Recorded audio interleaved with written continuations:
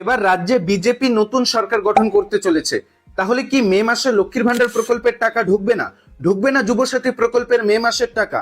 এছাড়াও বাংলার বাড়ি প্রকল্পে যারা প্রথম কিস্তির টাকা পেয়েছিলেন তাদের দ্বিতীয় কিস্তির টাকা ঢুকবে কিনা, আসল সত্যটা আজকের এই ভিডিও থেকে জানতে পারবেন। তাহলে কি অবশেষে লক্ষ্মীর ভান্ডার, যুবসাথী এবং বাংলার বাড়ি প্রকল্প সহ মমতা বন্দ্যোপাধ্যায়ের চালু করা সমস্ত প্রকল্প বন্ধ হয়ে যাচ্ছে, নাকি এই প্রকল্পগুলি চালু থাকবে? মে মাসে লক্ষ্মীর ভান্ডার, যুবসাথী এই প্রকল্পগুলির টাকা আসবে কিনা, আর চলতি মে মাসে যদি এই প্রকল্পগুলির টাকা না দেওয়া হয় তাহলে কবে নাগাদ টাকা দেওয়া হবে, এ নিয়ে এই মুহূর্তে কি আপডেট রয়েছে সেটাই কিন্তু আজকের এই ভিডিও থেকেই জানতে পারবেন। তাছাড়াও সবারই মনে এখন একটাই প্রশ্ন, লক্ষ্মীর ভান্ডার প্রকল্প কি বন্ধ হয়ে যাচ্ছে? সেই প্রশ্নের উত্তরটাও কিন্তু আজকের এই ভিডিও থেকেই পেয়ে যাবেন। সমস্ত আপডেট কিন্তু আজকের এই ভিডিওতেই জানাবো, তাই ভিডিওটি অত্যন্ত গুরুত্বপূর্ণ হতে চলেছে সবারই জন্য, তাই ভিডিওটি সম্পূর্ণ দেখবেন। ভিডিওটি শুরু করার পূর্বে একটি ছোট্ট রিকোয়েস্ট, যারা চ্যানেলে নতুন চ্যানেলটিকে সাবস্ক্রাইব করে রাখবেন, আর ফেসবুক পেজ থেকে ভিডিওটি দেখে থাকলে পেজটিকে ফলো দিয়ে রাখবেন। আপনারা ইতিমধ্যেই জেনে গিয়েছেন গত 4 মে 2026 পশ্চিমবঙ্গের ভোটের রেজাল্ট প্রকাশ হয়েছে। রেজাল্টে জয়ী হয়েছে বিজেপি। এখন বিজেপি সরকার গঠন করবে। ইতিমধ্যেই যে আপডেট অনুযায়ী 9 মে নাগাদ সরকার গঠন করতে চলেছে বিজেপি সরকার। আর এরই সঙ্গে এখন সবারই মনে একটাই প্রশ্ন অধারা থেকে যাচ্ছে যে মমতা বন্দ্যোপাধ্যায় যে প্রকল্পগুলি চালু করেছিল সেই প্রকল্পগুলি কি চালু থাকবে নাকি বন্ধ হয়ে যাবে? যেমন লক্ষ্মীর ভান্ডার, যুবসাথী, কন্যাশ্রী, রূপশ্রী সহ যে একাধিক প্রকল্প চালু করেছিল সেই প্রকল্পগুলি কি বন্ধ হয়ে যাবে?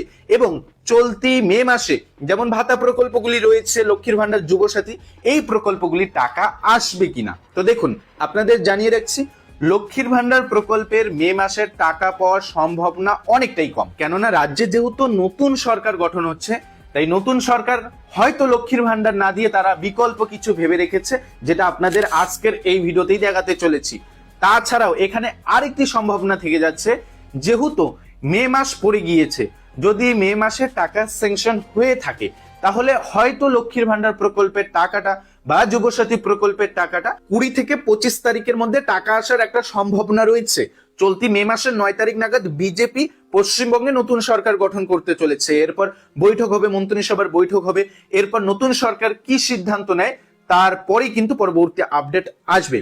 যেহেতু বিজেপি আগেই জানিয়ে দিয়েছিল তারা লক্ষ্মীর ভান্ডারের বদলে অন্নপূর্ণা ভান্ডার দিবে, যুবসাথীর বদলে তারা বেকারদের আরো অতিরিক্ত টাকা দিবে, এই সকল প্রতিশ্রুতি কিন্তু তারা আগে থেকেই রেখেছিল।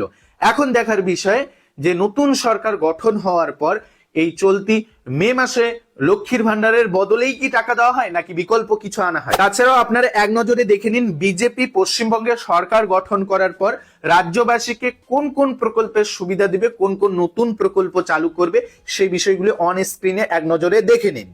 দেখুন, বিজেপি জানিয়েছে তারা লক্ষ্মীর ভান্ডারের বদলে রাজ্যে অন্নপূর্ণা ভান্ডার চালু করবে, 1500-এর বদলে তারা 3000 টাকা করে দেবে। এরপর বেকার যুবকদের জন্য মাসিক যুবসাথী প্রকল্পের বদলে তারা 3000 টাকা করে দেবে। তাছাড়াও প্রধানমন্ত্রী আবাস যোজনা প্রকল্পের আওতায় তারা 3 লক্ষ টাকা করে দিবে, যেটা মমতা বন্দ্যোপাধ্যায় বাংলার বাড়ি প্রকল্পে 1,20,000 টাকা করে দিয়েছিল, সেটা প্রধানমন্ত্রী আবাস যোজনার আওতায় 3 লক্ষ টাকা করে দিবে, এমনটাই প্রতিশ্রুতিবদ্ধ ছিল বিজেপি। এরই সঙ্গে গর্ভবতী মহিলাদের জন্য আর্থিক সহায়তার কথাও ঘোষণা করা হয়েছে। এরই সঙ্গে 200 ইউনিট পর্যন্ত বিদ্যুৎ সম্পূর্ণ ফ্রির কথা ঘোষণা করা হয়েছে। সরকারি বাসে মহিলাদের জন্য বিনামূল্যে যাতায়াতের ব্যবস্থা করা হবে। বয়স্ক বিধবা ভাতা 3000 টাকা করে দেওয়া হবে। চাকরির প্রস্তুতির জন্য পরীক্ষার্থীদের কিন্তু 15,000 টাকা করে এককালীন অনুদান দেওয়া হবে। স্বাস্থ্য পরিষেবায় 5 লক্ষ টাকা পর্যন্ত দেওয়া হবে। এছাড়াও 100 দিনের কাজ বাড়িয়ে 125 দিনের কর্মসংস্থান দিবে বিজেপি। এই প্রতিশ্রুতিগুলো দিয়েছিল বিজেপি। এখন রাজ্যবাসী অধীর আগ্রহে অপেক্ষা করছে যে বিজেপি যে প্রতিশ্রুতিগুলো দিয়েছে সেটা কতটা বাস্তবায়িত হয়। এবং চলতি মে মাসে লক্ষ্মীর ভান্ডার প্রকল্প, যুবসাথী প্রকল্প সহ যে ভাতা প্রকল্পের টাকাগুলো রয়েছে তা এক প্রকার নাও আসতে পারে। এগুলো পরবর্তীতে অর্থাৎ সরকার গঠন করার পর, যেমন লক্ষ্মীর ভান্ডারের বদলে অন্নপূর্ণা ভান্ডারের কথা জানিয়েছিল বিজেপি, এখন এই অন্নপূর্ণা ভান্ডারের জন্য আবারও নতুন করে ফর্ম ফিল আপ করে জমা করতে হবে কিনা, বা যারা ইতিমধ্যেই লক্ষ্মীর ভান্ডার প্রকল্পের আওতায় রয়েছেন সেই উপভোক্তাদেরই একবারে টাকা দেওয়া হয় কিনা, অর্থাৎ শুধু নামটি চেঞ্জ করে আর টাকার পরিমাণটি বাড়িয়ে সরাসরি উপভোক্তাদের ব্যাংক অ্যাকাউন্টে টাকা দেয়, নাকি নতুন করে আরো অন্নপূর্ণা ভান্ডারের জন্য ফর্ম জমা করতে হয়, সেটাই কিন্তু এখন দেখার বিষয়। এই বিষয়গুলি তবেই পরিষ্কার হবে 9 তারিখের পর, অর্থাৎ সরকার গঠন হওয়ার পর বৈঠক হবে মন্ত্রিসভার। সেই বৈঠকের পর সমস্ত বিষয়ে এসওপি জারি করবে সরকার, তারপরেই কিন্তু সমস্ত বিষয় পরিষ্কার হবে।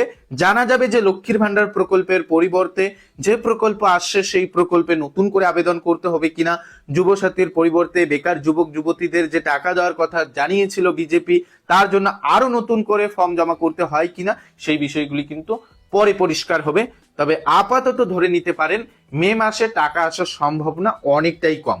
আর যদি আসে, যেহেতু মে মাস পড়ে গিয়েছে, মে মাসে টাকা যদি ইতিমধ্যেই স্যাংশন করে থাকে, তাহলে টাকা আসতে ওই মাসের শেষের দিকেই চলে যাবে। আরেকটি বিষয় নিয়ে অনেকেই আপনারা কমেন্ট করেছেন যে বাংলার বাড়ি প্রকল্পে যারা ইতিমধ্যেই প্রথম কিস্তি 60,000 টাকা পেয়েছেন, বাড়ির লিঙ্কটেল পর্যন্ত কাজ সম্পূর্ণ করে নিয়েছেন, তারা কি দ্বিতীয় কিস্তির টাকা পাবেন? তো দেখুন, বাংলার বাড়ি প্রকল্পটা যেহেতু মমতা বন্দ্যোপাধ্যায়ের সরকার চালু করেছিল, তাই হয়তো সেই প্রকল্পের পরিবর্তে এবার আপনাদের প্রধানমন্ত্রী আবাস যোজনা প্রকল্পের আওতায় এনে টাকা দেওয়া হতে পারে। তবে এ বিষয়ে আপাতত কোনো পরিষ্কার বার্তা দেওয়া যাচ্ছে না বা কোনো খবর এই পর্যন্ত আসেনি। পরবর্তী আপডেট আসলে অবশ্যই আপনাদের ভিডিওতে আপডেট জানানোর চেষ্টা করব। তাই আপনাদের রিকোয়েস্ট করব, অবশ্যই চ্যানেলটির সঙ্গে জুড়ে থাকবেন। ভিডিওটি যদি আপনাদের উপকারে এসে থাকে তাহলে ভিডিওটিতে একটি লাইক করে দিবেন। যারা চ্যানেলে নতুন, চ্যানেলটিকে সাবস্ক্রাইব করে রাখবেন। ফেসবুক পেজ থেকে ভিডিওটি দেখে থাকলে পেজটিকে ফলো দিয়ে রাখবেন। ধন্যবাদ।